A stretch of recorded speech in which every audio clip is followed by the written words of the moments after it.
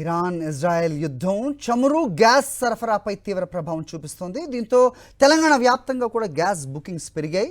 LPG gas సరఫరాపై నిబంధనలు పెట్టారు. ఇకపై ఈకేవైసీ లేని వారికి గ్యాస్ బుకింగ్ నిలిపేస్తున్నట్టుగా ప్రచారం జరుగుతోంది. అంతేకాదు ప్రతి నెల ఒక గ్యాస్ సిలిండర్ బుకింగ్కే అవకాశం కల్పిస్తున్నాయి ఏజెన్సీలు. కస్టమర్ కూడా నేను చెప్పేది ఏంటంటే, మీరు ప్యానిక్ కాకూడదు.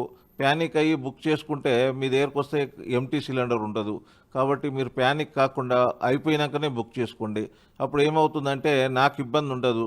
ఇప్పుడు ప్యానిక్ అయ్యి మీ దగ్గరకు వచ్చి సిలిండర్ లేదు అని మళ్ళీ వేరే కస్టమర్ దగ్గరకు పోవాలంటే ఓ 10 నిమిషాలు పడుతుంది.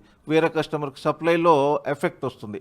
కాబట్టి కస్టమర్ని అందరినీ రిక్వెస్ట్ చేస్తున్నాం ఏంటంటే, మీకు సిలిండర్ అయిపోయినాకనే బుక్ చేయండి. ఒక్క రోజులో గ్యాస్ వస్తుంది. ఇంతకుముందు అందరి దగ్గర మన కస్టమర్ దగ్గర మ్యాక్సిమం రెండు సిలిండర్లు ఉన్నాయి. ఒకటి అయిపోగానే ఒకటి బుక్ చేసుకుంటే ఒక రోజు అటు ఇటు అయినా కానీ ఇబ్బంది రాదు.